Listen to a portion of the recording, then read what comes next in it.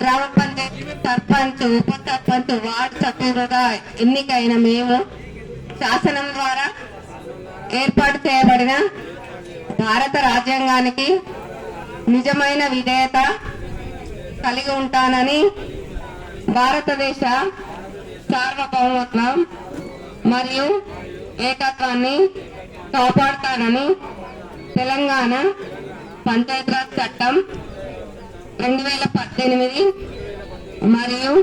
దాని కింద రూపొందించిన నియమావళి ప్రకారం నా విధులు మరియు బాధ్యతలను భయము, పక్షపాతము లేకుండా నిష్ఠతో మరియు నిజాయితీతో నిర్వహిస్తానని ప్రమాణం చేస్తున్నాను.